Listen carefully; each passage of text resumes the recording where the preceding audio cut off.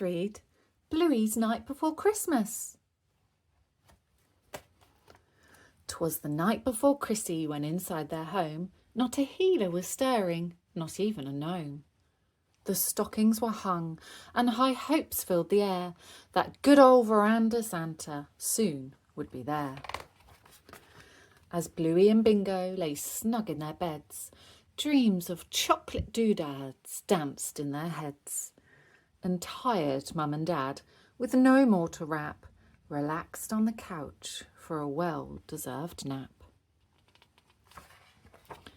Outside, the lights lit up the sky like a show, making the ponciana tree glimmer and glow.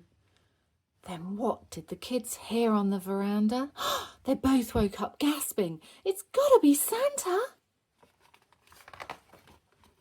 Bingo ran to the window, but all she could see was Malcolm asleep high up in the tree. "No, it's not Santa," Bingo quietly said. Then she went back to snuggle with Floppy in bed.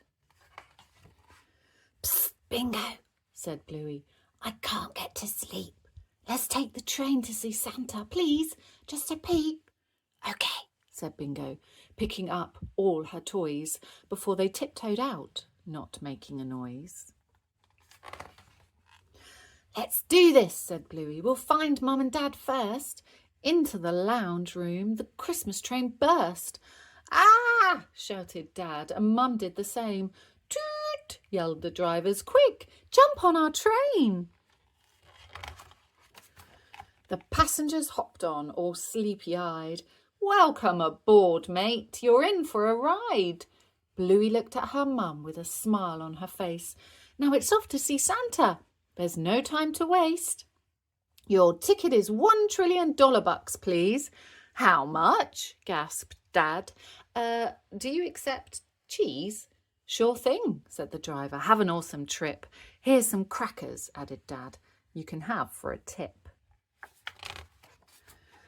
"Train leaving," said Bingo, setting off in a hurry. "Hold on," cried Dad, trying to keep down his curry. "Brrr," shivered Mum from a blast of cold air. "Next stop's the North Pole to pick up a bear."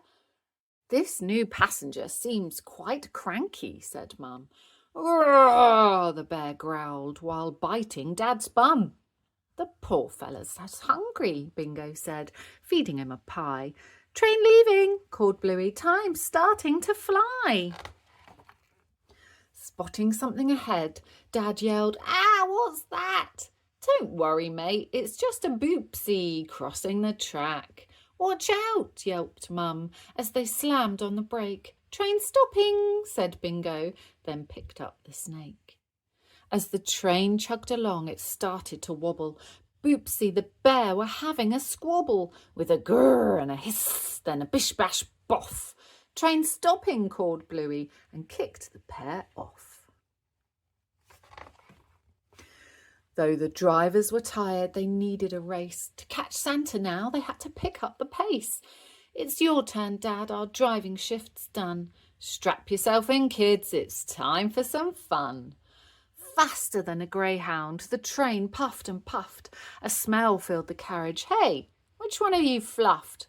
"Not me," they all shouted, as quick as could be. "It must be the fairies," Dad giggled. "Tee-hee."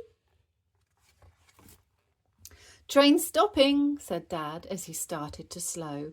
"Wait, what?" shouted Bluey. "We must go, go, go."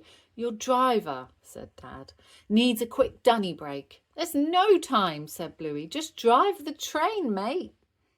As the train passed the station, it picked up a pet. "No cats allowed," said the driver. "Off you get."